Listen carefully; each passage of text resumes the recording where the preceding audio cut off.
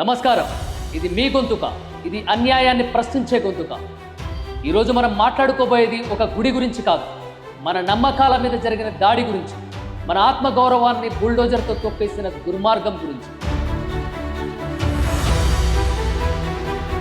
హైదరాబాద్ నడిగొడ్డున బంజారా హిల్స్లో 30 ఏళ్లుగా పూజలు అందుకుంటున్న పెద్దమ్మ తల్లి గుడిని కూల్చేసిన అరాచకం గురించి. ఎప్పుడు కూల్చారు? బోనాల పండగ వేళ హిందువులు అత్యంత భక్తి శ్రద్ధలతో అమ్మవారిని కొలిచే సమయంలో. ఎందుకు కూల్చారు అని అడిగితే అక్రమ నిర్మాణమట. 30 ఏళ్లుగా గుర్తుకు రాలేని అక్రమం, 30 ఏళ్లుగా కనిపించని చట్టం ఇప్పుడు హఠాత్తుగా గుర్తొచ్చిందా మీకు? సిగ్గనిపించడం లేదా మీకు?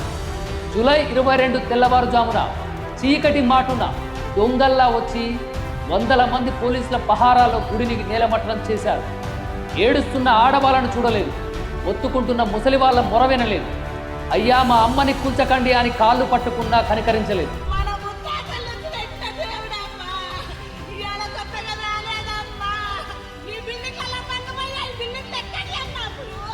ఇదేనా మీ పాలన? ఇదేనా మీ ధర్మం? ఇక్కడ అసలు కథ వేరే ఉంది, అసలు కుట్ర వేరే ఉంది. ఆ గుడి ఉన్న 12 ఎకరాల భూమి విలువెంతో తెలుసా? 1200 కోట్లు. అవును, అక్షరాల 1200 కోట్లు. ఆ భూమి మీద కన్నుపడింది. ఆ భూమిని రియల్ ఎస్టేట్ మాఫియాకు అప్పచెప్పాలని దురాశ మీది. ఆ దురాశకు అడ్డుగా ఉందని ఆ అమ్మవారి గుడిని అడ్డు తొలగించుకున్నారు. ఇది చాలదన్నట్లు దీనికి రాజకీయ కోణం కూడా. జూబ్లీ హిల్స్ ఉప ఎన్నికలు వస్తున్నాయి.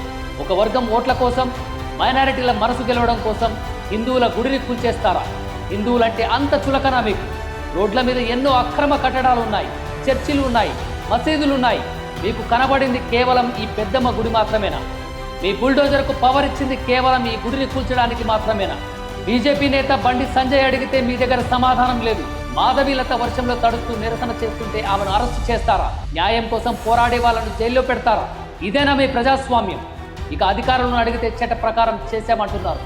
ఏది చట్టం, ఏది న్యాయం? 30 ఏళ్లుగా ఉన్న గుడికి నోటీసులు కూడా ఇవ్వకుండా రాత్రికి రాత్రే కూల్చేయడం ఏ చట్టంలో రాసి ఉంది? ఆ 70 ఏళ్ల పూజారి కన్నీళ్లు మీకు కనబడలేదా? నాకు ఆ తల్లే జీవనాధారం, దాన్ని కూల్చేస్తే నేను ఎక్కడికి పోవాలి అని ఆయన విలపిస్తుంటే మీ గుండెలు కరగలేదా? ఇది కేవలం ఇటుకలు, సిమెంట్ కూల్చివేత కాదు. ఇది కోట్ల మంది హిందువుల మనోభావాల మీద దాడి, మన సంస్కృతిని, మన విశ్వాసాన్ని అవమానించిన చర్య. వాళ్ళు కూల్చింది గుడిని కాదు, మనందరి గుండెల్ని.